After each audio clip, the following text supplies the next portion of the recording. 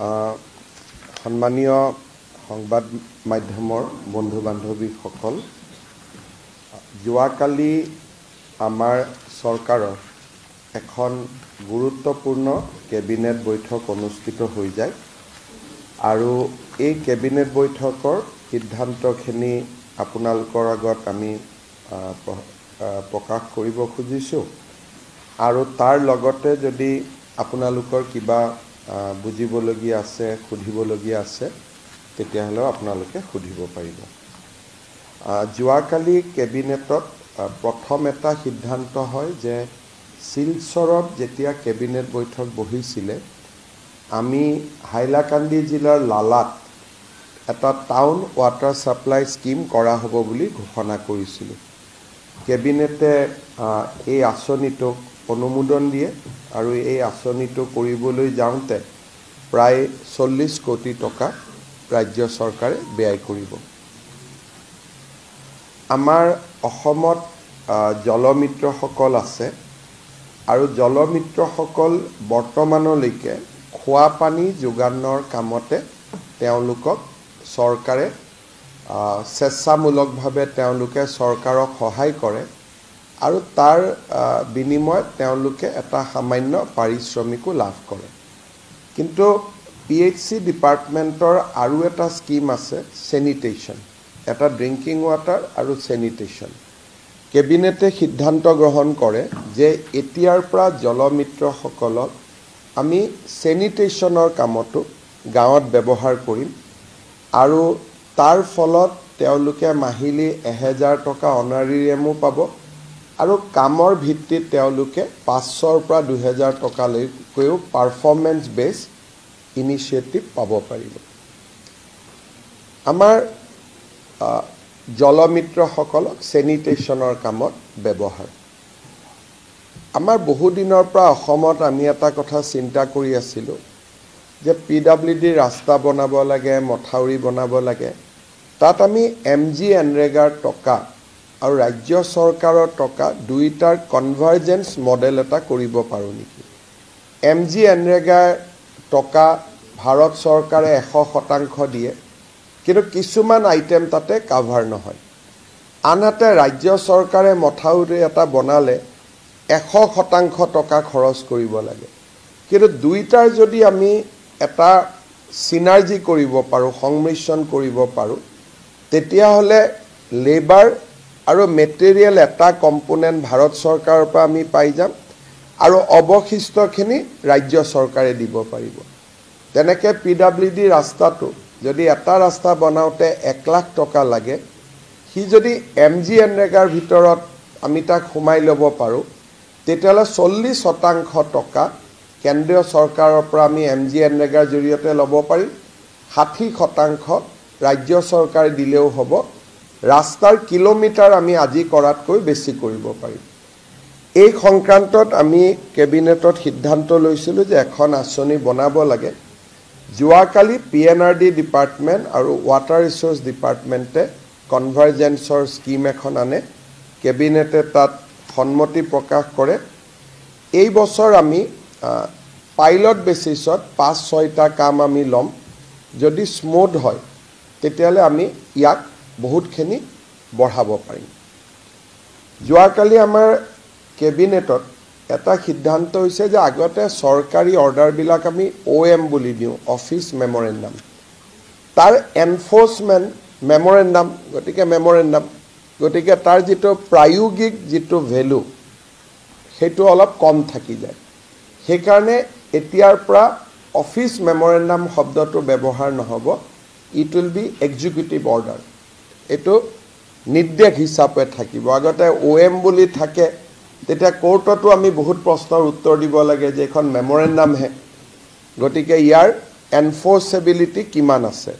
সেইকাৰণে এতিয়াৰ পৰা আমি OM শব্দটো আমি বাদ দিম আৰু এক্সিকিউটিভ অৰ্ডাৰ বুলিয়ে গভৰ্ণমেণ্টৰ নটিফিকেশ্যনসমূহ ওলাব। আমাৰ যোৱাকালি মই এইটো ইতিমধ্যে ঘোষণা কৰিছিলোঁ যে পেহেলগামত যিসকল ব্যক্তি পৰলোক প্ৰাপ্তি হ'ল, হত্যা হ'ল, তেওঁলোকৰ পৰিয়ালক আমি 5 লাখ টকাকৈ এটা সৰু সাহায্য এটা আমাৰ শ্ৰদ্ধাৰ চিন স্বৰূপে আগবঢ়াম মোৰ এনাউন্সমেন্টটো যোৱাকালি কেবিনেটে অনুমোদন জনাইছে 12 তাৰিখৰ পিছত অসম চৰকাৰৰ প্ৰতিনিধিয়ে গৈ শহীদ পৰিয়ালসকলক বা যিসকল পৰলোক প্ৰাপ্তি হ'ল তেখেতসকলক আমি আমাৰ অসম চৰকাৰৰ শোকবাৰ্তা আৰু সৰু যিটো আমি এটা শ্ৰদ্ধাপূৰ্বক এটা অনুদান আগবঢ়াইছো সেইটো আমি হেণ্ডঅভাৰ কৰিম আমাৰ ব্যুৰো অফ ইকনমিক অফেন্স বুলি অসম চৰকাৰত এটা এজেন্সি আছিল যোৱা 4-5 বছৰ তেওঁলোকে বছৰত 2টা বা 3টা কেছে কৰে আৰু জিএসটি অহাৰ পিছত ট্যাক্স ইভেশনৰ কেছবিলাকো তেওঁলোকৰ হাতত নোহোৱা হৈ গ'ল সেইকাৰণে আমি বিআইও আৰু ভিজিলেন্স এন্টি কৰাপচনক সামিল কৰাৰ সিদ্ধান্ত লৈছো যাতে বেছি পুলিশ অফিচাৰ পালে ভিজিলেন্স আৰু এন্টি কৰাপচনে তেওঁলোকৰ এন্টি কৰাপচন ড্ৰাইভটো আৰু বেছি ষ্ট্ৰং কৰিব পাৰে আমাৰ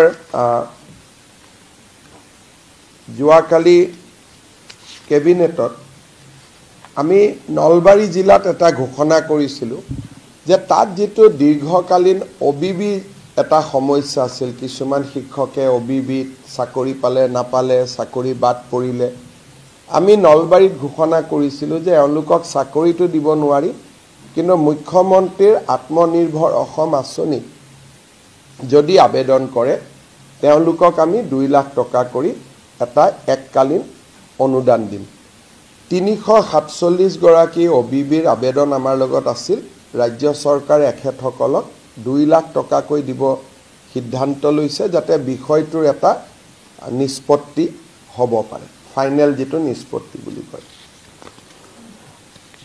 আমাৰ যোৱাকালি কেবিনেটে টাৰ্গেটেড সাবসিডি ইলেক্ট্ৰিসিটি বোৰ্ডক মই যেটো কৈছিলো যে 1 টকা আমি দাম কমাম কালি আমি ইলেক্ট্ৰিসিটি আসাম পাৱাৰ ডেভেলপমেন্ট কৰ্পোৰেচনক 300 কোটি টকা এজ এ টাৰ্গেটেড সাবসিডি আৰু 200 কোটি টকা এজ এ নৰ্মেল সাবসিডি আমি 500 কোটি টকা কেবিনেটে দিব সিদ্ধান্ত লৈছো যাতে এপ্ৰিল মাহত যে 1 টকা বিদ্যুতৰ নিৰিখ কমিছে তাৰ ফলত বিদ্যুৎ পৰিষদে যাতে লোকসানৰ সন্মুখীন হ'বলগীয়া নহয় অৰ্থাৎ ৰাইজক যেটো বিদ্যুতৰ দাম এপিডিসিএলে কমাই দিছে তাৰ ফলত যাতে তেওঁলোকৰ বহুত বেছি লোকসান হ'ব নালাগে হেকাৰণে কেবিনেটে যোৱাকালি 500 কোটি টকাৰ সাবসিডি এমাউন্ট এটা ইলেক্ট্ৰিসিটি বোৰ্ডৰ বাবে মঞ্জুৰ কৰিছে আৰু আমি আগতেই কোৱাৰ দৰে নৱেম্বৰ মাহত আমি ইলেক্ট্ৰিসিটি যেটো টেৰিফ তাক আমি আৰু এবাৰ ৰিভিউ কৰিম জনসাধাৰণক হকাহ দিয়াৰ ব্যৱস্থা থাকিলে আমি আৰু অধিক হকাহ দিবৰ বাবে চেষ্টা কৰিম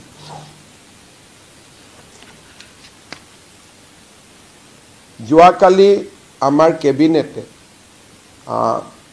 ৰাজ্য চৰকাৰৰ ফালৰ পৰা আমি ইতিমধ্যে বাজেটত ঘোষণা কৰিছিলো যে মসুৰ দালি চেনি আৰু নিমখ আমি অক্টোবৰ মাহৰ পৰা ৰাজ্যৰ 72 লাখ পৰিয়ালক সুলভ মূল্য দিয়া আমি আৰম্ভ কৰিম মসুৰ দালিত প্ৰায় 30 টকা সুলভ মূল্যত পাব চেনিও ঠিক সেই ধৰণে 20-30 টকা সুলভ মূল্যত পাব সেই সময়ত দামটো লৈ পেলাই আমি গম পাম আৰু নিমখও প্ৰায় 10 টকা কম মূল্যত পাব এই আঁচনিখন ৰাজ্য চৰকাৰে অনুমোদন জনায় আৰু এই আঁচনিখন প্ৰণয়ন কৰাৰ বাবে ৰাজ্য চৰকাৰে নিজৰ বাজেটৰ পৰা প্ৰতি মাহত প্ৰায় 60 কোটি টকা আমি ব্যয় কৰিব লাগিব বাকি টকাটো কনজিউমাৰে দিব কিন্তু সাবসিডি এমাউন্টটো ৰাজ্য চৰকাৰে নিজৰ পুঁজিৰ পৰা দিব তাৰ ফলত প্ৰায় 50 কোটি টকা প্ৰত্যেক মাহত ৰাজ্য চৰকাৰে যেটো সাবসিডি দিব লাগিব তাক যোৱাকালি কেবিনেটে অনুমোদন জনায় এই গুটেই নাফেড ভাৰত চৰকাৰৰ এটা প্ৰতিষ্ঠান আমি তেওঁলোকৰ পৰা সামগ্ৰীবিলাক কিনিম জিলালৈকে তেওঁলোকে লৈ যাব জিলাৰ পৰা ষ্টেট ওয়্যাৰহাউচিং কৰ্পোৰেচনে সমবায় সমিতিলৈকে লৈ যাব আৰু সমবায় সমিতি সমূহে ৰেশন কাৰ্ডৰ দোকানলৈকে লৈ যাব ৰেচন কাৰ্ডৰ দোকানে তাত এটা কথা থাকিব যে মই এই মাহৰ টকাটো ললো সাবসিডিটো ঘূৰাই দিব নালাগে নন সাবসিডি এমাউন্টটো চৰকাৰক ঘূৰাই দিব লাগিব যাতে নেক্সট মাহতো আমি এই সামগ্ৰীখিনি পঠাব পাৰো সেইকাৰণে কালি ৰাজ্য চৰকাৰে এটা সিদ্ধান্ত লৈছে যে যিবিলাক ৰেচনৰ দোকানীয়ে আমি বিনিয়োগৰ যোৱাকালি কেইবাটাও প্ৰস্তাৱ কেবিনেটত অনুমোদন জনাইছো মেথাছন্স হাইড্ৰোজেন ই এটা জাপানৰ কোম্পানী তেওঁলোকে নুমলীগড়ত এটা ফ্যাক্টৰী এস্টাব্লিশ কৰিব 1500 কোটি টকা ব্যয়েৰে এই প্ৰস্তাৱটোক যোৱাকালি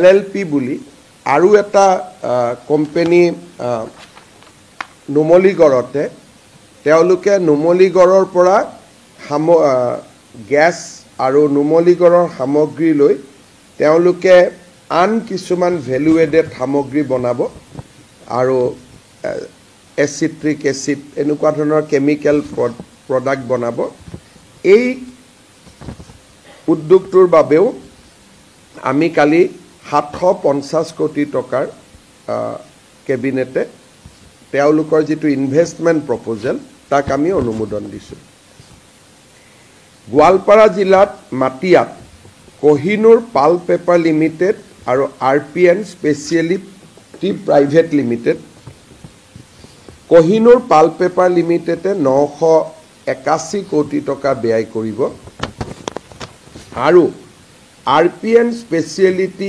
পেপাৰ প্ৰাইভেট লিমিটেডে 827 কোটি টকা ব্যয় কৰিব এই দুইটা প্ৰস্তাৱত কেবিনেটে অনুমোদন জনাইছে ইউফ্লেক্স নামৰ এটা কোম্পানী তেওঁলোক মাটিয়াতে বহিব EV বেটাৰীৰ কম্পোনেন্ট বনাব তেওঁলোকে 378 কোটি টকা ব্যয় কৰিব তেওঁলোকৰ প্ৰস্তাৱটো কেবিনেটে সন্মতি জনাইছে SKJ clean environment venture limited এখেতসকলে মিনাৰেল ৱাটাৰৰ বটল বিলাক যি ৰাস্তায় ঘাটে পৰি থাকে এইখিনিক তেওঁলোকে ৰিসাইকেল কৰি আমাৰ প্ৰদূষণৰ পৰাও কিছু পৰিমাণে ৰেহাই দিব আৰু ইয়াক নতুন এটা প্লাষ্টিকলৈকে ৰূপান্তৰ কৰিব তেওঁলোকৰ 137 কোটি টকাৰ প্ৰকল্প কেবিনেটে অনুমোদন দিছে ব্ৰহ্মপুত্ৰ বিৰৰি বুলি এটা টিহুত তেওঁলোকে আমাৰ লিকা ৰিলেটেড এটা ইন্ডাষ্ট্ৰি কৰিব 167 কোটি টকা কেবিনেটে অনুমোদন দিছে সিস বায়োটেক বুলি মাটিয়াত আৰু এটা কোম্পানী বহিব যোনে ইথানেল বনাব 157 কোটি টকা কেবিনেটে অনুমোদন দিছে নগাঁৱৰ ধৰমতুলত মেগাশ্ৰী সিমেন্ট এটা সিমেন্ট ফ্যাক্টৰী বনাব তেখেতসকলে 900 কোটি টকা ব্যয় কৰিব মেঘাটপ সিমেন্টস এওঁলোকে কাছাৰ জিলাৰ চন্দ্ৰপুৰত এটা ইন্ডাষ্ট্ৰি সেটআপ কৰিব 860 কোটি টকাৰ বিনিয়োগ প্ৰস্তাৱত কেবিনেটে অনুমোদন দিছে মেক্স সিমেন্টস তেওঁলোকে 521 কোটি টকাৰে ধৰমতুলত এটা উদ্যোগ বহাব তাকো 17 কোটি টকাৰে এটা ইন্ডাষ্ট্ৰি বহাব সিমেন্টৰ তাকো কেবিনেটে অনুমোদন দিছে দ্বিতীয়তে দুখন হোটেল এখন জাগিৰোডত টাটাই তাজ গেটৱে বনাব বিভান্তাতকৈ ওপৰত জাগিৰোডত যিখন গেটৱে হোটেল বনাব তাতো কেবিনেটে অনুমোদন দিছে আন এটা শৈলজা সংগম লিমিটেড বুলি তেওঁলোকে গুৱাহাটীত এখন মেৰিয়ট হোটেল বহাব এই প্ৰস্তাৱটো 137 কোটি টকা কেবিনেটে অনুমোদন দিছে এই গোটেইখিনি যদি আমি চাবলৈ যাওঁ যোৱাকালি কেবিনেটত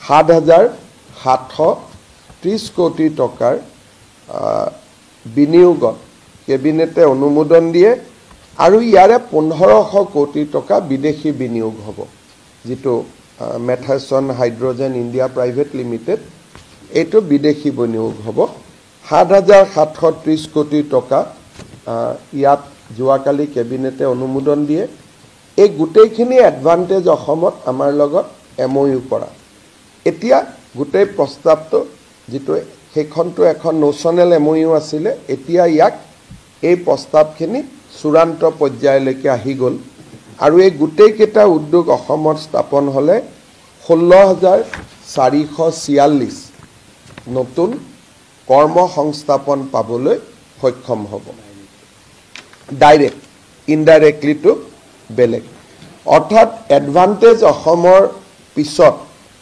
আমাৰ বহুত কেইটা কাম হ'ল ইয়াৰ ভিতৰত যোৱাকালি কেবিনেটে এডভান্টেজ অসমতে নীতিন গাডকাৰী ডাঙৰীয়াই ঘোষণা কৰা আমাৰ এটা ডাঙৰ কাম প্ৰধানমন্ত্ৰী ডাঙৰীয়াৰ দ্বাৰা আমি কৰিব পাৰিলো ইনফেক্ট দুটা কাম হ'ল যোৱা 3 মাহত প্ৰথম কামটো যে আমাৰ নামৰূপত ফাৰ্টিলাইজাৰ প্লান্ট যেটো এডভান্টেজ অসমত ঘোষিত হৈছিল তাক কেবিনেটে অনুমোদন জনালে নামটো সন্মতি জনালে যোৱাবাৰ মই আপোনালোকক কৈছো তাৰো কাম আগবাঢ়িলে দ্বিতীয়তে হ'ল 22,864 কোটি টকাৰে গুৱাহাটী আৰু পঞ্চগ্ৰামক কাছাৰ জিলাৰ পঞ্চিলচৰক সংযোজিত কৰি greenfield access control highway access control মানে কি যে সেই ৰাস্তাটোত অকল শিলচৰত যোৱা গাড়ীহে চলিব পাৰিব মাজত কোনো টাৰ্নিং নাথাকে যে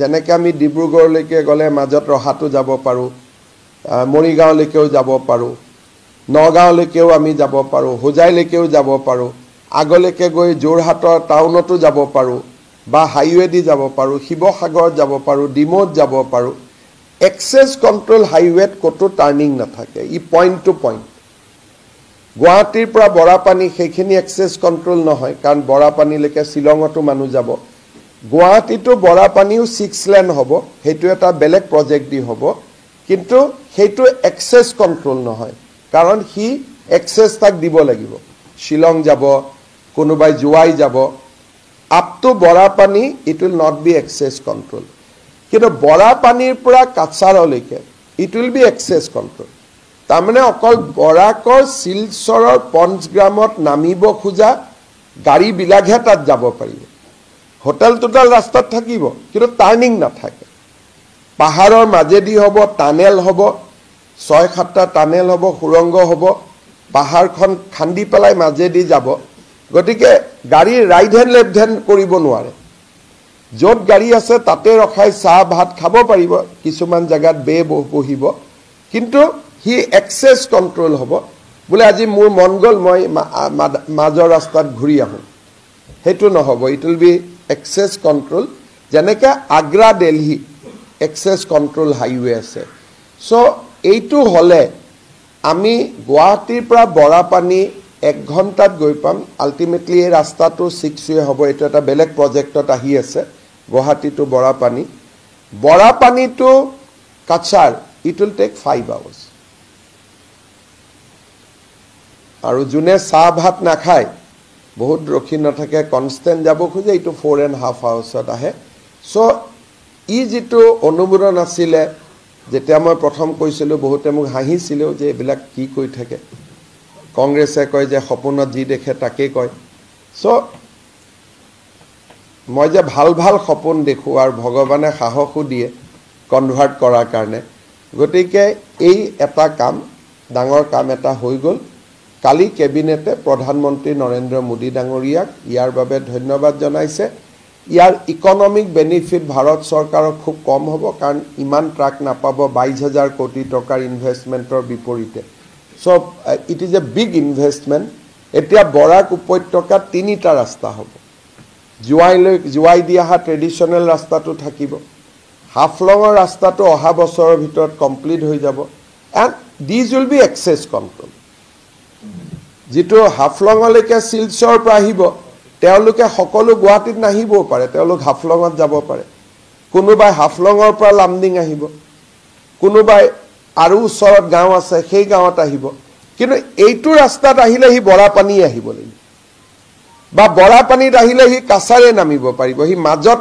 ঘূৰিব নোৱাৰে কিন্তু জুৱাই দি আহিলে জুৱাইটো ৰখিব পাৰে শিলঙতো যাব পাৰে বলে দুদিন শিলঙত থাকি যাও সেইকাৰণে সেইকেইটা ৰাস্তাৰ এটা বেলেগ ভ্যালুজ থাকিব কিন্তু এইটো ৰাস্তা পইণ্ট টু পইণ্ট নেক্সট আমি চেষ্টা কৰিছোঁ যে শ্ৰীৰামপুৰৰ পৰা গুৱাহাটী পইণ্ট টু পইণ্ট, আন এটা গুৱাহাটীৰ পৰা যোৰহাট পইণ্ট টু পইণ্ট, আৰু যোৰহাটৰ পৰা Dibrugarh point two point.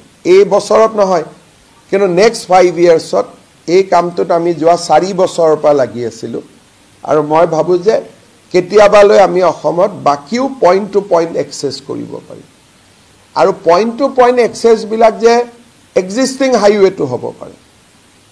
Existing হাইৱেৰ মাজত যদি আপুনি দুটা লেন বনাই দিলে আৰু দুইফালে ৱাল বনাই দিলে গাড়ী ক'তো ঘূৰিব নোৱাৰে, খালি য'ত নেকি খোৱা বোৱা কৰিব লাগে সেইখিনি জেগাতে অকণমান এক্সেছ দিলে, চ' এক্সিষ্টিং হাইৱেটো পইণ্ট টু পইণ্ট হ'ব পাৰে। এইটো নহয় যে তাৰ কাৰণে গ্ৰীণফিল্ড হাইৱে লাগে। ভাৰত চৰকাৰে মোক গাডকাৰী ডাঙৰীয়াই কথা দিছে যে এতিয়া ইমিডিয়েটলি বাকী 3টা এক্সেছ কণ্ট্ৰল হাইৱেৰ ওপৰতো তেওঁলোকে লাহে লাহে চিন্তা চৰ্চা আৰম্ভ কৰিব, but it will take time.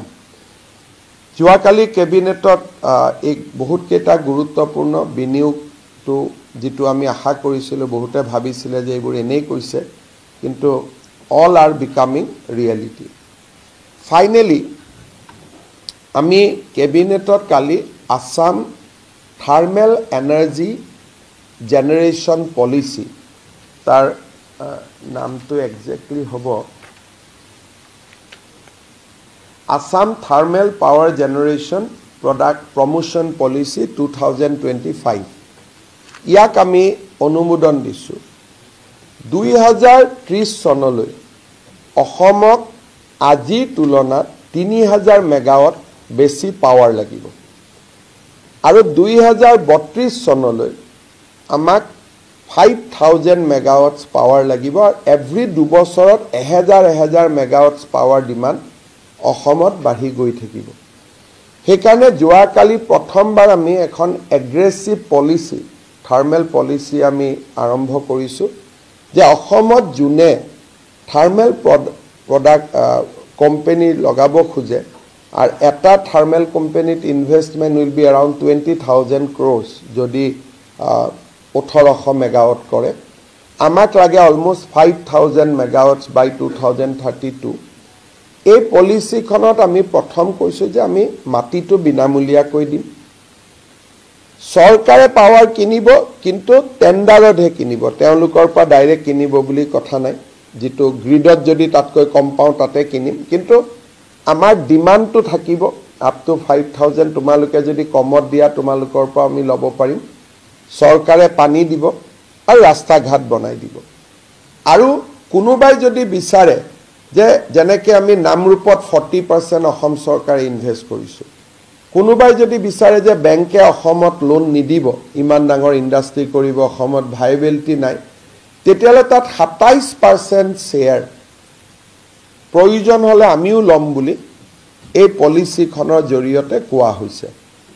আমি কোকৰাঝাৰ জিলাৰ ৰূপসী আৰু ধুবুৰীৰ চাপৰ, গোৱালপাৰা জিলাত এনেকৈ আমি প্ৰায় 6-7 জেগাত আমি মাটি মোটামুটি ঠিক কৰিছোঁ। এটা পাৱাৰ প্লেণ্টত 3000 বিঘা মাটি লাগে, আৰু 3000 বিঘাতকৈ কমত হ'লে নহয়।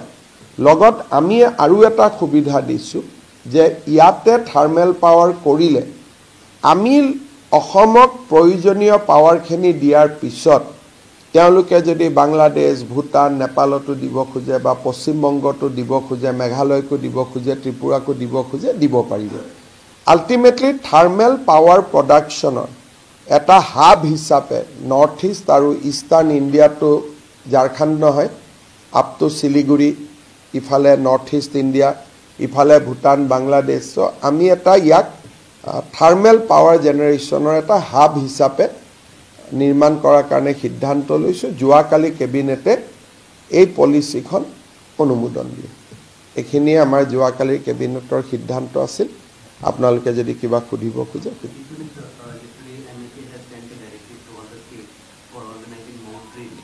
Today, Home Secretary as of now is in VC with Chief Secretary. So once he gets the direction, we will be able to notify them. So at present, the VC is going on.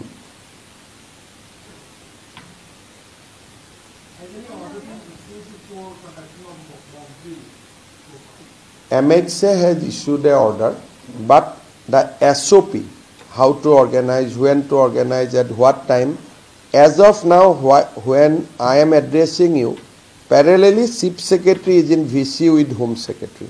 All the 18 state Chief Secretary is in VC with Home Secretary. So detailed SOP will come to know after the VC is over.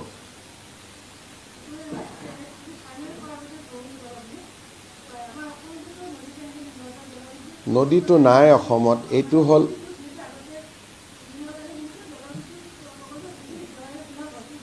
আমাৰ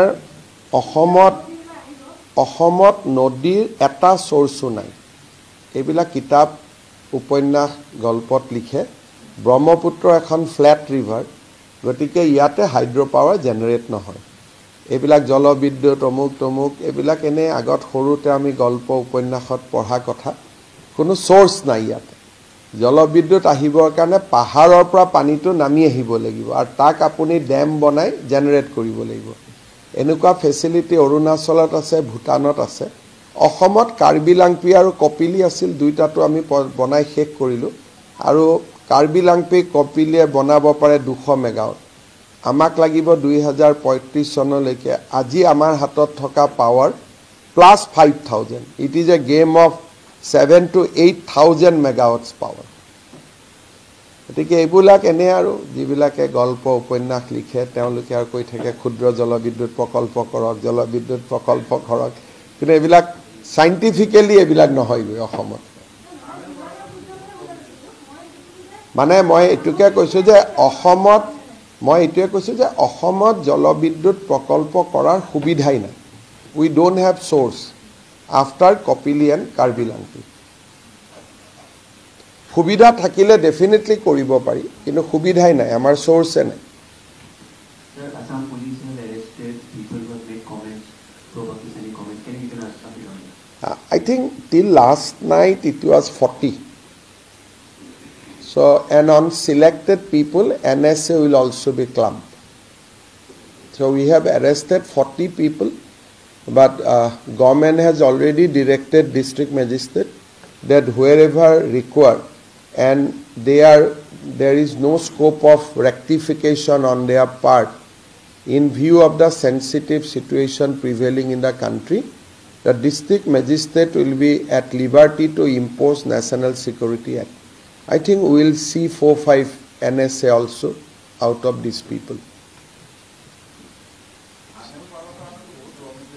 কয়লা লাগিব ঝাৰখণ্ড বা বেংগলৰ পৰা আনিব লাগিব আমাৰটো নাই আমাৰ মাৰ্ঘেৰিটাতো ইমান কয়লা উৎপাদনে নহয় তাত তেলেদি ডিজেলেদি আমাক থাৰ্মেল পাৱাৰ ভাৰত চৰকাৰে আমাক মাইন্স দিব বেংগল বা ঝাৰখণ্ডত আমি ভাৰত চৰকাৰৰ লগত কথা পাতি লৈছো আৰু তাৰ পৰা আমি ইয়াত আনি কৰিব লাগিব যেনেকৈ এনটিপিসি সালাকাটি আজি কৰি আছে এনটিপিসি সালাকাটিয়ে প্ৰথমতে মাৰ্ঘেৰিটাৰ পৰা কলেদি কৰিম বুলি ভাবিছিল মাৰ্ঘেৰিটাই কোল দিব নোৱাৰে হেকাৰণে তেওঁলোকে ঝাৰখণ্ডৰ পৰা কয়লা আনে ট্ৰেনেদি আৰু ইয়াতে প্ৰডিউস কৰি পাৱাৰটো অসমক বা আন ৰাজ্যক দিয়ে সো এনটিপিসি সালাকাটিয়ে যেনেকৈ কৰি আছে আমি তেনেকৈ কৰিব লাগিব আমাৰ ভিতৰত কয়লা নাই 40 জনৰ ওপৰত নহয় তাৰ ভিতৰত 4-5 জন যি কেজন হেবিচুৱেল অফেন্ডাৰ সকলোকেতো এনএসএ দিব নোৱাৰে কিছুমানে ক্ষমাও খুজিছে আৰু নকৰো বুলিও কৈছে গতিকে সকলোকেতো সমান চকুৰে চাব নোৱাৰে এটা চকুৰালিকে এনএসএ টো লগাই দিলে এনএসএ খনৰে বদনাম হৈ নাযাব জানো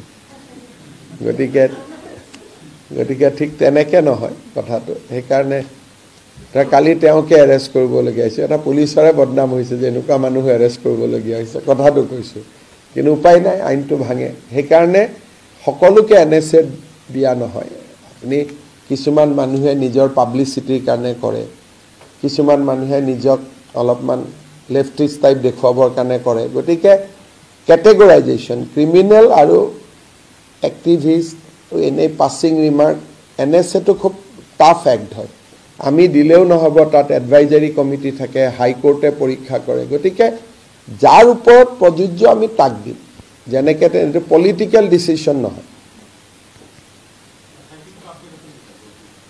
SIT does মইতো প্ৰথমৰ পৰা কৈ আছো যে গৌৰৱ গগৈ 15 দিন পাকিস্তানলৈকে গৈছিল আমি পাসপোৰ্ট ভিসা গোটেইখিনি সংগ্ৰহৰ কাৰণে লেটাৰ ৰগেটৰি পঠোৱা হৈছে and they takes 3 months time এটা কোনোবাই খুদি আছে আজিয়ে কৈ নিদিও কিয় বাহিৰা দেশৰ পৰা পাসপোৰ্ট ভিসা আনাৰ এটা প্ৰক্ৰিয়া আছে কোৰ্টৰ অৰ্ডাৰ লাগে কিবা লাগে এটা আছে দ্বিতীয় কথা তেখেতৰ পৰিবাৰে 19 বাৰ ভাৰত আৰু পাকিস্তানৰ মাজত অহাজোৱা কৰিছে 2-3 বাৰ পাকিস্তান আৰ্মিৰো মানুহ তেওঁক একম্পেনি কৰিছে আমি এতিয়া গৌৰৱ গগৈৰ পত্নী তাৰো মইতো কলে নহব আপোনালোকেতো খুদিব যে প্যাসেঞ্জাৰ লিষ্টখন ক'ত গতিকে সেইখিনিও সংগ্ৰহ কৰি থকা হৈছে আৰু আমাক এজেন্সি সকলে সহায় কৰিছে আমি পাই যাম সেকেন্ড তেওঁ আগত পাকিস্তানত চাকৰি কৰিছিল দিল্লীলৈকে আহিল দিল্লীত এটা এনজিঅত চাকৰি কৰিলে কিন্তু দৰমাহাটো পাকিস্তানে দি থাকিল এতিয়া দা জং বুলি এখন পেপাৰ আছে ইন পাকিস্তান কোনোবা এজন সাংবাদিকে দা জঙৰ চাকৰি এৰি টাইমছ অফ ইণ্ডিয়াত জয়েন কৰিলে সেই দৰমাহাটো জঙে দি আছে so that is the third charge second MP এজনে নিজৰ লৰা ছোৱালীৰ পাসপোৰ্ট সাৰেন্ডাৰ কৰা ইন্ডিয়ান পাসপোৰ্ট সাৰেন্ডাৰ কৰা মোৰ লগত আছে ইন্ডিয়ান পাসপোৰ্ট আৰু মই 2021 চনত সাৰেন্ডাৰ কৰিছো আৰু সহি মাৰিছো মই নিজেই পৰিবাৰেও সহি মাৰা নাই MP জনে সহি মাৰিছে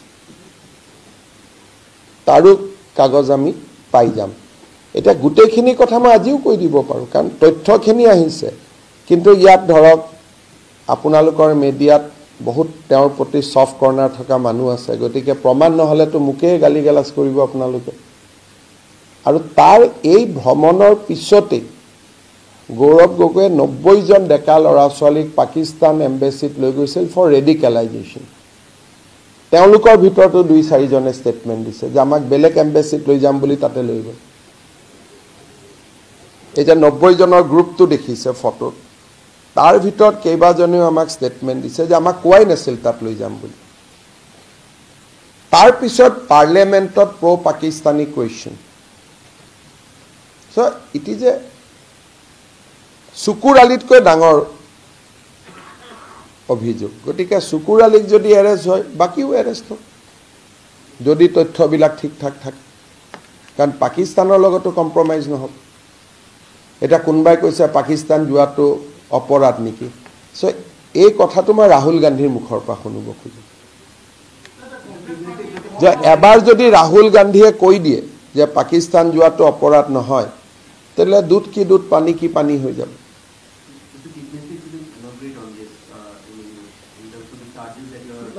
There is no charges. This is the conclusion of SIT. Now we are only waiting for certain official correspondence. Gaurav Gogoi in his personal capacity spent 15 days in Islamabad. Initial 7 days his wife was there. But then his wife came back to India. He continued to stay there. So we have exact evidences and we have registered that while you go, while you come, there is a registration in Atari. So we are in possession of all these things. So it is no longer a discussion. Second, now we are trying to ascertain that his wife was in India. So what he did in Pakistan, so that we have to ask him. We have to serve notice to him. Second, on his return, he took 90 boys and girls to the Pakistan embassy. Now, out of that, many has given statement that we were not told that we were going to Pakistan embassy. Subsequent to that, there are many questions which indirectly help Pakistan army. Now, you have to see that in context. his visits. He may have been taken to army headquarters also in Pakistan. But that he has to deny. That no, this is my hotel tickets. I have gone to Lahore, I have gone to Sindh, I have gone to see Indus Valley, whatever. So he has to explain that where he spent that 13, 14 days. So we have to talk to him. And we are going to definitely talk to him once the copy of passport etc. coming. Immigration request has to be sent from Calcutta. From Calcutta it goes to Delhi. From Delhi to Attari. It's a long road.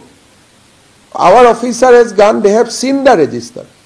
But seeing the register is not enough. You have to give evidences. Nasile, Ahomaro Asile.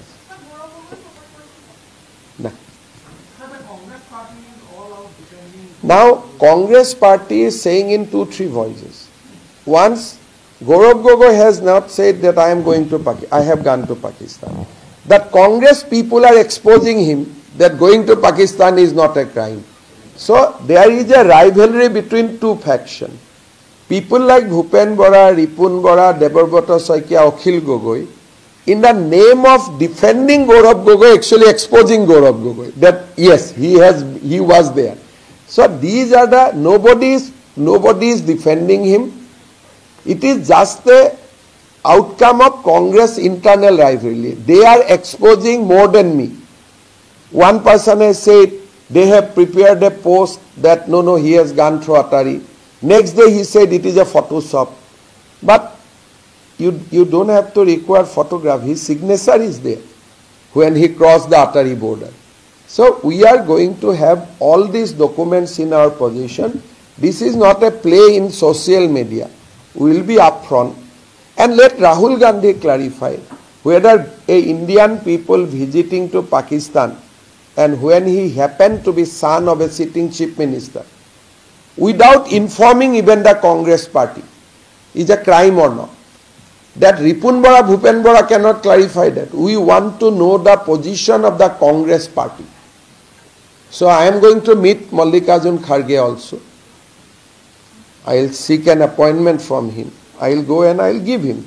If he says that no, going to Pakistan is not a crime, fine.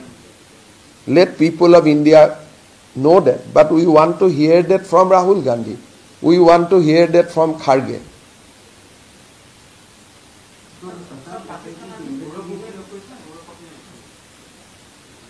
Pakistan Army and wife of that MP has a good relation, and we have evidence on that.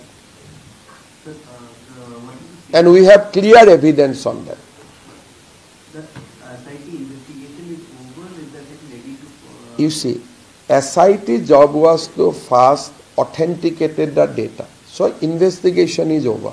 But we need to have papers with us. And in India, nobody will give personal data like this. You have to follow a procedure.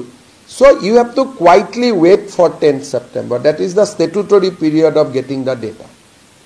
So there is a statutory period. After application, they will give after 3 months, 4 months, 45 days, 30 days. There are various statutory provisions are there. They will not give like that. They give notice to the MP that government of Assam is asking a copy of your passport. Do you have any objection? So that letter will go to the MP. MP will say, no, I have objection. Then hearing will be done. Then after that, officer will say, no, it is a national security concern. Police must have a copy. So there is a procedure. It is not like playing childish kind of play. So you have to give full data. Without data, nobody an authenticated, certified copy. And he must have visited many times also. But he has reported to Israel embassy in one of his visits that I have lost my passport. So had that passport would have been available, then story would have been more, it would have been something else. But we lost that critical evidence because these are very smart and brilliant people. He visited once Palestine, and during his journey to Palestine, he reported embassy in Israel that I have lost my passport. Now Sanmari police cannot inquire in Israel whether you have lost or not. And there we lost valuable data. And there is another chakkar, just for your information. What normally a senior Congress leader also does. If I go to America, from America if I go to a third country, then Indian government cannot give you data unless America shares your data. So if he has gone many times to UK, from UK he has gone to Islamabad again, that data will not get. Because you are traveling from third country. Like any Indian citizen, if you go and station in America, from America you make up and down to entire globe. And one fine morning you say that you have lost your passport. All evidence is gone. He visited once Nepal also.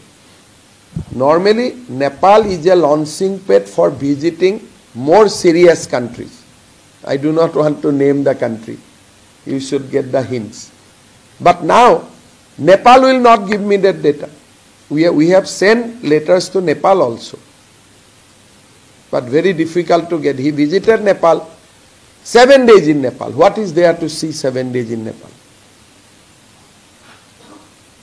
एक बार हमारा भगवान का दर्शन हो जाता है, दो दिन में नेपाल विजिट कंक्लूड हो जाता है for any Indian people.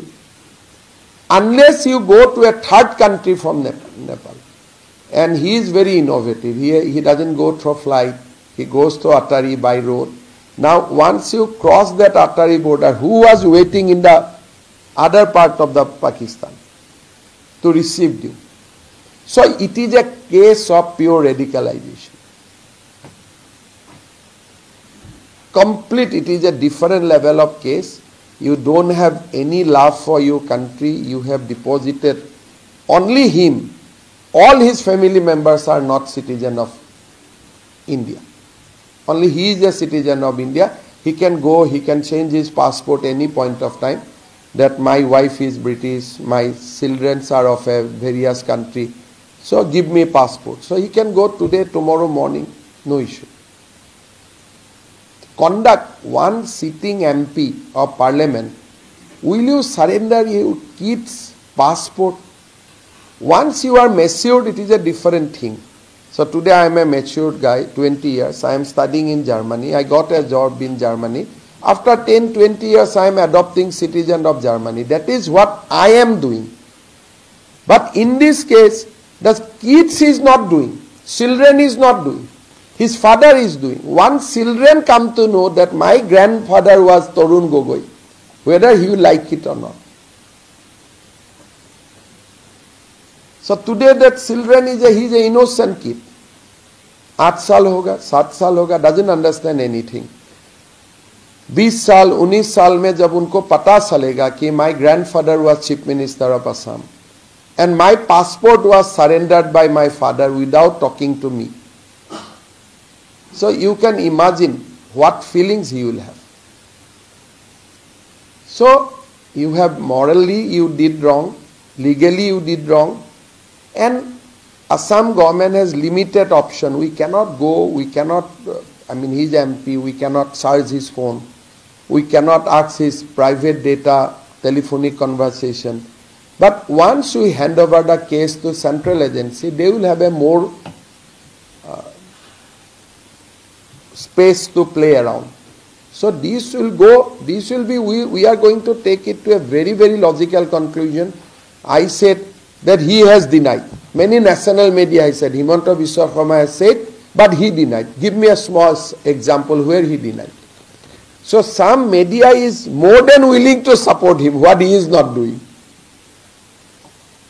He has never denied my allegation. Till then on record. Only media put that word. He denied it. So I am going to ask that media also, give me the denial statement. Because that is also evidence. So we are noting those. Those media who are on their own putting the word that he has denied. So we are going to ask that documents also from them. That give us the documents where he has denied. So far, I said, I have seen, when you ask this question, he will talk about Pahalgam.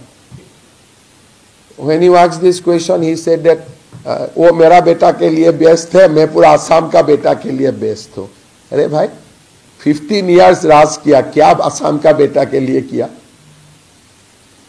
15 years is not a big time, and you become, without being elected, you have enjoyed the power. तब आसाम का बेटा के लिए आप क्या किए थे? So these are tough questions we are going to ask. As some point of time, yes, because this is involved questioning difficult question in Parliament, where Assam government doesn't have jurisdiction. Speaker will have jurisdiction. So this case, whatever I am saying, it is just beginning of the story. There will be many more if somebody dig it. But I have limited power. I cannot dig it beyond a point. So once I will have a documents on 10 September, I will go, I will meet Prime Minister, I will hand over the documents to his office, I will meet Kharge, I will hand over the documents to Mr. Kharge, and we will do the, and then I will come to press conference and I will give the documents to all of you. So we are going to do it very transparently.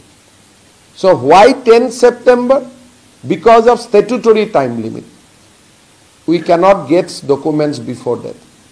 देखने देते हैं कि देख लो, हमारा officer जाके देख के भी आए, मोबाइल से फोटो भी लेके आए हैं, बट कॉपी आपको चाहिए ना, नहीं तो आप लोग तो you have so many his supporter, आप लोग का बीच में उनका कितना सपोर्टर्स है, वो तो मानेगा नहीं.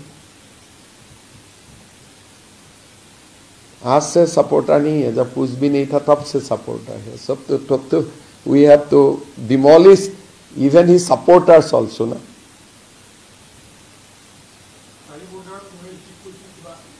সেইটো তেওঁ ক'ব লাগিব না, তেওঁক যেতিয়া আমি নোটিছ দিম তেওঁতো ক'বই লাগিব. সেইখিনি ক'ব নোৱাৰো, সেইখিনি চক যিখিনি মই অথেণ্টিকেলি ক'ব নোৱাৰো মই নকওঁ.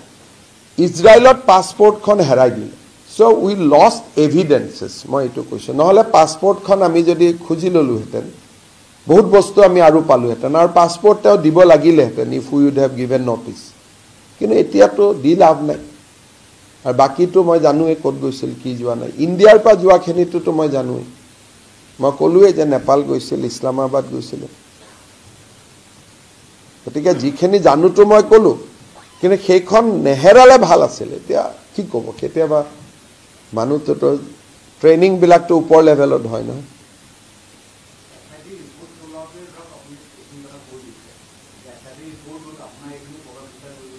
প্ৰভাৱ বিস্তাৰটো কৰিবই লাগে, কাৰণ মই চন্দ্ৰটো পূবৰ পৰা ওলাই বুলিহে কৈছোঁ. যদি মই কিবা নতুন কথা ক'লে তেনে চন্দ্ৰটো পূবৰ পৰা ওলাই বুলি কোৱাটো প্ৰভাৱ বিস্তাৰ কৰিবই লাগে, কাৰণ সূৰ্যটো আমাক সকলোকে পোহৰ দিয়ে. কিন্তু মই ক'লেতো নহ'ব না, ডকুমেণ্টছ দিব লাগিব SIT-য়ে, মইতো ক'বহে পাৰোঁ. দিনৰ পিছত ৰাতি হয়, এইটো হিমন্ত বিশ্ব শৰ্মাই ক'ব পাৰে, চন্দ্ৰই ক'ব পাৰে. বেচিকেলি আপোনালোকৰ দৰে মানুহৰ কাৰণে 10 ছেপ্টেম্বৰলৈকে ৰখিছোঁ, কাৰণ you have lot of sympathy. আমাৰ দৰে মানুহৰ দিনে ৰাতিয়ে কৰি থাকোঁ, আমাৰ কাৰণে কাৰো মনত সৰু দুখ এটাও নাহে. কিন্তু আপোনালোকৰ কাৰণে কিমান এনেকুৱা ৰজাৰ পৰিবাৰ হ'লে কিমান দুখ থাকে আপোনালোকৰ. আমাৰ দৰে মানুহ দিনে ৰাতিয়ে ইটোৰ পিছত সিটো, আপোনালোকৰ মানুহজনে কৰি আছে, খাইছেনে নাই, আপোনালোকেতো আমাৰ কাৰণে চিন্তাই নকৰে. কিন্তু ৰজাৰ পৰিবাৰ হ'লে চব চিন্তা কৰিয়ে থাকে নহয় আপোনালোকে. সেইটোৱে আটাইতকৈ ডেমক্ৰেচিৰ দুৰ্বলতা. আৰু কিবা থাকিলে নাই? ধন্যবাদ. দেৱব্ৰত শইকীয়া ভূপেন বৰা জইন কৰাটো নকওঁ. ভূপেন বৰাই কৈছে মই চৰকাৰী গাড়ীত উঠিম, তাৰমানে ইনডাইৰেক্টলি তেওঁ এটা প্ৰস্তাৱ বুলি ভাবিব পাৰোঁ. দেৱব্ৰত শইকীয়াইটো কোৱা নাই, গতিকে মই দেৱব্ৰত শইকীয়াৰ ওপৰত কমেণ্ট নিদিওঁ. কিন্তু ভূপেন বৰাই বাৰে বাৰে কয় ইয়াৰ পৰা মই দিছপুৰতহে যাম, কয়নে নকয়? যেতিয়া দিছপুৰত কেনেকৈ যাব পাৰিব? দিছপুৰততো বিজেপি থাকিব. গতিকে ভূপেন বৰাটো অলপ ইংগিত যেন আপুনি ধৰিব পাৰে, অলপ অলপ, ডাইৰেক্ট নহয়. কিন্তু দেৱব্ৰত শইকীয়াৰ পৰা কোনো আমি ইংগিত পোৱা নাই. এনে কথা পাতি থাকে আমাৰ মানুহবিলাকৰ লগত, যদি তাতে কিবা ইংগিত আছে মই নাজানো.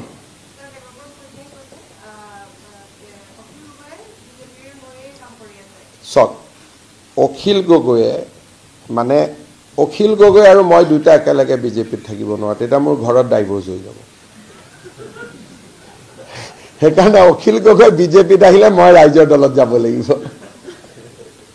সেইকাৰণে মই ভাবো যে অখিল গগৈটো বিতৰ্ক কৰি লাভ নাই কাৰণ তেওঁ যিটো পৰ্যায়ত মোৰ বিপক্ষে মানে মোৰ লগত পাৰ্সোনেল কৰিছে গতিকে বিজেপিয়েটো তেওঁক ল'ব পাৰিব মইতো আপত্তি কৰিব নোৱাৰো কিন্তু তেওঁক বিজেপিয়ে ল'লে ঘৰত মই ডাইভোৰ্স কৰিব লাগিব সেইকাৰণে এইটো লৈ পেলাই বহুত বেছি জল্পনা কল্পনা কৰি লাভ নাই এইটো বহুত মানে মই থাকালৈকে নহয় মই নাথাকাৰ পিছত কোনোবাই ল'ব পাৰে তেওঁক সেইটো লৈ মই নকওঁ আৰু কি থাকিলে কি বিতৰ্ক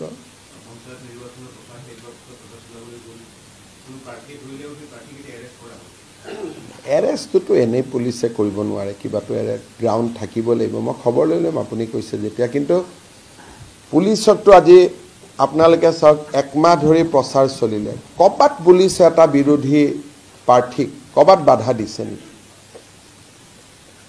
অসমত বেংগল আৰু অসমৰ তুলনা কৰক আজি আমাৰ অসমত ইমান ডাঙৰ ইলেকশ্যন হৈ গ'ল তৃণমূল পৰা জিলালৈকে সকলো পাৰ্টিয়ে প্ৰচাৰ চলালে সকলো মিটিঙত পাৰমিশন দিছে সকলোতে পাব্লিক আহিছে এইটোতো ফেষ্টিভেল অফ ডেমক্ৰেসি গতিকে যদি কবাত দিগবৈত কিবা এটা আছে মই এইটো সুধি ল'ম কিন্তু ইমান ডাঙৰ ইলেকশ্যন হল অভিযোগটো কতো নাই দেখোন সকলোৱে ধুনীয়াকৈ মিটিং কৰিছে বেংগলত হলেতো কিমান মাৰপিট হৈ গ'ল তেনে গতিকে অসমৰ ইলেকশ্যন যিমান শান্তিপূৰ্ণভাৱে হয় ভাৰতবৰ্ষৰ গিনাচুনা ষ্টেটত ইমান শান্তিপূৰ্ণভাৱে হয় মই পুলিচক সুধিছিলো পঞ্চায়ত ইলেকশ্যনত কিবা কেছ ৰেজিষ্টাৰ হৈছে নেকি নাই হোৱা তেনে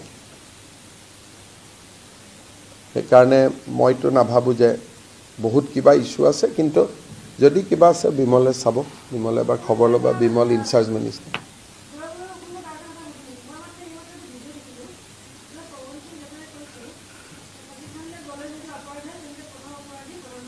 প্ৰধানমন্ত্ৰী অফিচিয়েল কেপাচিটিত যায় তেওঁলোকে গোটেই কনফিউজনবোৰ এইবোৰ কৰি থাকে নৰেন্দ্ৰ মোদী গলে ভুল ভাৰতৰ প্ৰধানমন্ত্ৰী যায় আজি মই যাব পাৰো যদি কালি ভাৰত চৰকাৰে মোক ডেলিগেশ্যন এটাত মেম্বাৰ কৰে ঘাটুৱাৰ এই যে পৱন ঘাটুৱাৰতেবোৰ কৈছে তেওঁ গৌৰৱক বেয়া পায় নহয় গতিকে তেওঁ এক্সপোজ কৰি আছে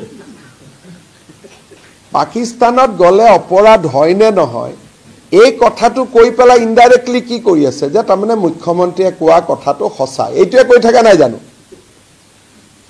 ইনডাইৰেক্টলি কি কৈ আছে ভূপেন বৰা দেৱব্ৰত শইকীয়া অখিল বৰা অখিল গগৈ পৱন সিং ঘাটুৱাৰ মই যিমান পলিটিক্যালি এক্সপোজ কৰিছো এওঁলোকে মোৰ মুখটোকে সাপোৰ্ট কৰি আৰু 360 কৰি দিছে অফিচিয়ালি নৰেন্দ্ৰ মোদীও যাব বাজপেয়ীও যাব মুছাৰফো আহিব he comes with a official capacity escorted by official এটা মোৰ ইয়াত যদি কালি পাকিস্তানৰ এম্বেছাডৰে মোৰ এপইণ্টমেণ্ট খোজে মই এপইণ্টমেণ্ট দিম কণ্ডিশ্যন দুটা ইয়াতে মিনিষ্ট্ৰী অফ এক্সটাৰ্নেল এফেয়াৰ্ছৰ এজন মানুহ বহি থাকিব লাগিব আৰু মোৰ লগত চিফ সেক্ৰেটাৰী বহি থাকিব লাগিব আৰু আমি যি কথা পাতিম তাৰ এখন ৰেকৰ্ডেড মাইনোটছ বনিব মইতো হেতুকে খুদি আছো যে আপুনি কিবা অফিচিয়ালি গৈছিল নেকি পাকিস্তানত যোৱাটো ভুল হ'ব নোৱাৰে ইফ ইউ হেভ গান ইন এ অফিচিয়েল কেপাচিটি এটা নৰেন্দ্ৰ মোদী ক'ত গৈছিল এইটোতো সবেই জানা কথা মনমোহন সিং ক'ত গৈছিলে প্ৰত্যেক মিনিটটো আমি জানো এই 15 দিনৰ মিনিটটো ঘাটুৱাৰ ডাঙৰীয়ে জানে নেকি ক'ত গৈছিল গতিকে যি কথা প্ৰটেক্ট কৰিলে উল্টাই তেওঁৰে বিপদ হয় যাক প্ৰটেক্ট কৰিব খুজিছে তেওঁৱে এক্সপোজ হয় এবাৰটো পঞ্চায়ত ইলেকশ্যনত মানুহে তেনেকেহে গম পালে যেতিয়া অখিল গগৈয়ে পাকিস্তান যোৱাটো অপৰাধ নহয় তাৰমানে ই বেটা গৈছিলে আপোনালোকে তাক ভাল পাবগৈ যিমান ধুলাই কৰিব পাৰে কৰি আছে গতিকে মই বেয়া পোৱা নাই কেতিয়াবা ভাল পাব গলেও কেতিয়াবা ডায়াবেটিস পেশেন্ট এটাক মৰমতে মিঠাই খুৱাই দিলেও গণ্ডগোল হৈ নাযায় জানো খুৱা জানে ভাবে যে মইতো মিঠাই খুৱাই আছো মৰমতে খুৱাইছো কিন্তু বডিয়েটো নামানে এইটো মৰমত খুৱাইছনে নে কষ্টত খুৱাইছ সুগাৰ বহুত ঘৰত আজিকালি গেষ্ট আহে নহয় তেলত ভজা পোলাও মাংস বৰ মৰমতে খুৱায় হলটো মৰম কিন্তু তাৰ বডিটোত কিমান এফেক্ট কৰি দিছে এইটোতো খুওৱা যেনে গম নাপায় ঘাটুৱাৰে বহুত দিনৰ পৰা এইবিলাকক এইসকলক বেয়া পায় আমি বহুত দিন আছিলোতো লগত গতিকে বেয়া পোৱা মানুহখিনিয়ে ধুলাই মাৰি আছে গতিকে মই একো ক'বলগীয়া হোৱাই নাই আমি কংগ্ৰেছত যিমান দিন আমি বিসম্বাদ কৰিছোঁ ঘাটুৱা ডাঙৰীয়াটো বা তেওঁৰ পৰিয়ালটোতো আমাৰ লগতে আছিল গতিকে তেওঁ কিমান তৰুণ গগৈক ভাল পায় গৌৰৱ গগৈ ভাল পায়তো আমাতকৈতো কোনেও নাজানে গতিকে এইবিলাক ধুলাই পৰি আছে ডাইৰেক্ট একো ইনডাইৰেক্ট থাকিছে এইটো ডাইৰেক্টে মাৰি আছে যোৱা অসুবিধা আকৌ লগাইছে প্ৰাইম মিনিষ্টাৰ লগত প্ৰধানমন্ত্ৰী যাব তেওঁৰ লগত প্ৰগ্ৰেম থাকিব 20 জন 25 জন মানুহ থাকিব কি কথা টিভিয়ে চাব ইমানখিনিতো গৌৰৱ গগৈ যদি ইণ্ডিয়ান এমপি ডেলিগেশ্যনত গ'লেহেঁতেনতো আমিতো নকওঁ তেওঁ ভূটানত গৈছিল ৰাষ্ট্ৰপতিৰ লগত সেইটো মই সুধিছোঁ নেকি হি একম্পেনিড প্ৰণৱ মুখাৰ্জী টু ভূটান চাওক তেওঁৰ বিষয়ে মই কিমান জানো ক'ত ক'ত গৈছে কি চ' he accompanied Pranab Mukherjee to Bhutan in Indian air force flight সেইটোতো মই ইয়াত কোৱা নাই কাৰণ তেওঁ ৰাষ্ট্ৰপতিৰ লগত গৈছে অফিচিয়েল ডেলিগেশ্যনত গৈছে অফিচিয়েল ডেলিগেশ্যনত যোৱাটোতো ভুল নহয়েই কালি যদি প্ৰধানমন্ত্ৰীয়ে কয় যে পাকিস্তানৰ লগত আমি এতিয়া যুদ্ধ জিকিলোঁ যুদ্ধ যিখন আত্মসমৰ্পণৰ চুক্তি হ'ব সেইখন ফাইনেল কৰিবৰ কাৰণে আমাৰ অসমৰ চিফ ছেক্ৰেটাৰী ইছলামাবাদত যাব লাগে তো নাযাব নেকি it is in discharge of his official duty আমি কৈছোঁ এনেই যোৱাটোহে সুধি আছোঁ আমি অফিচিয়েল ডিউটিত যোৱাটোতো সম্পূৰ্ণ বেলেগ কথা নাই হ'ব